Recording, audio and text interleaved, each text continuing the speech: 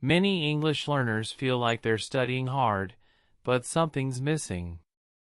You know the words. You've reviewed the grammar. But when you try to use it in real life, it doesn't feel natural. That's because language isn't just about rules, it's about rhythm, emotion, and experience. One of the best ways to learn English is through stories. Real or imagined, stories help you feel the language, how it flows, how it sounds, how it connects to meaning.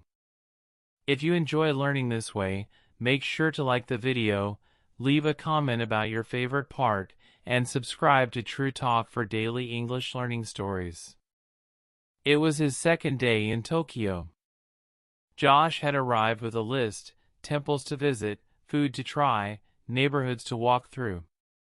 But that morning, he felt different. Tired, maybe. Or curious in a quieter way. He stood on the edge of the subway platform, watching the train slide into the station like a silver snake. The doors opened with a soft beep. He stepped in. There were empty seats, but he chose to stand. The car was clean, quiet. No one talked. A few passengers scrolled through their phones. One woman read a book. A man in a suit closed his eyes as if counting seconds. Josh looked up at the subway map above the doors. So many stations. So many lines. So many names he couldn't read. The train moved forward. The next station arrived. People got off. People got on. Josh stayed where he was. He didn't know why. He had planned to get off after 3 stops. There was a shrine near that station. But when the doors opened, he didn't move. He looked out. The platform was nearly empty. A woman in a white coat waited near a vending machine. A child pointed at something in the distance.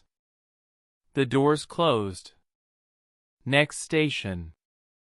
A student rushed in, backpack bouncing. 2 old friends nodded hello. A man with headphones tapped his fingers on a metal bar. Josh stood and watched it all like a movie with no sound. The announcements came in Japanese first, then in English. He liked hearing both. He didn't understand the first one, but it felt musical. Then came the English, next stop, Nakameguro. The tone was flat but familiar. Comforting. He didn't get off. Instead, he watched the names change above the doors. He tried to remember them. Ikebukuro. Ebisu. Daikanelma. He mouthed the words silently. They felt strange in his mouth, but he liked the shapes they made.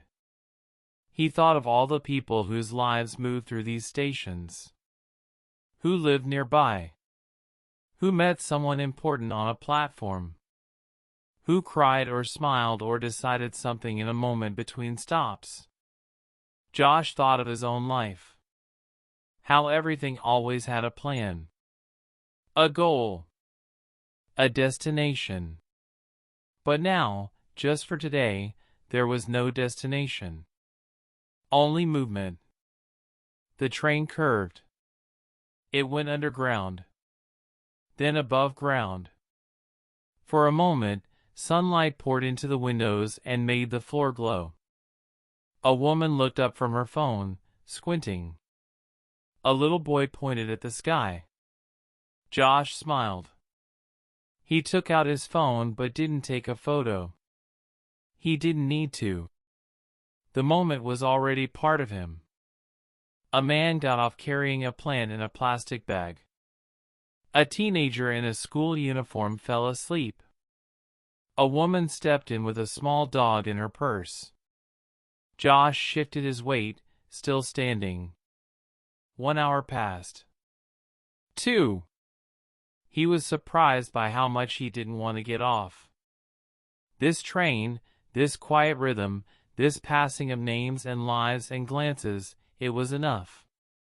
Eventually, the train looped back to a station he recognized. He got off, not because he had to, but because he wanted to walk now. Outside, the air was cool. A breeze moved through the trees near the exit. People hurried in every direction. Josh stood still for a moment. He had visited no shrines that morning, taken no photos, eaten nothing new. And yet, he felt like he had experienced something deeply real. He smiled, took a slow breath, and walked toward the street.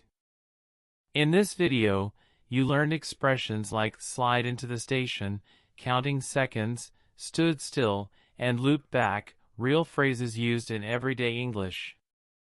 You also saw natural ways to describe people, places, and small details with clarity and emotion. If you enjoyed the story, we post a new one every day. Don't forget to like, comment your thoughts, and subscribe to TrueTalk. Learn English not just with words, but with feeling. See you in the next video.